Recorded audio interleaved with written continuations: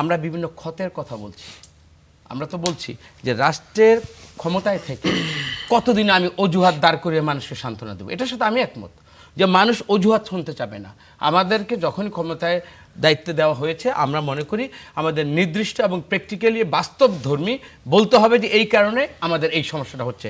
এখন বলি বাংলাদেশে স্বাস্থ্য খাতের যে অবস্থা রিয়েলি এইটার মতো ভয়ানক ভয়ানক, মানে এরকম একটা আমি চিত্র আমি নিজে 50% একটা হসপিটালের কোনো কিছুই নেই। সেইখানে আপনার মেশিনপত্র বলেন, কোনো মেশিনের আমরা কোনো কাজ দেখছি না, পাশাপাশি ওইখানে তত্ত্বাবধায়ক নেই, তার অ্যাটেন্ডেন্স নেই, মানে এটা একটা বিপদ স্বরূপ। এইটা দেশটা যে কীভাবে চলেছে, এই যদি আমরা স্বাস্থ্য খাতের অবস্থাটা দেখি এর থেকে ভয়ানক কোনো চিত্র আমার মনে হয় অন্য কোনো ডিপার্টমেন্টে এইভাবে নেই।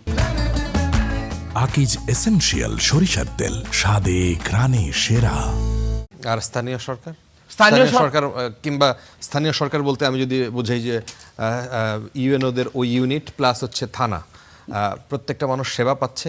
আমরা যতটুকু থানায় কি ঘুষ বন্ধ হয়েছে? মানে আমরা চেষ্টা করে যাচ্ছি, কিন্তু এবং চেষ্টা করে যাচ্ছে। আমি আমার মানে আমার একটা এরিয়া দিয়ে তো সব একদম বলতে না, কিন্তু আপনাকে অন্যভাবে চিনে সবাই মানুষ, আপনার এলাকার যারা ভোটার, আপনি একটু সবকিছু বলে ফেলেন, এরকম করেও চিনেন। তো আপনি একটু বলবেন একদম অনেস্টলি যে বাংলাদেশে ঘুষ দুর্নীতি বন্ধ হয়েছে, মানে স্থানীয় পর্যায়ে।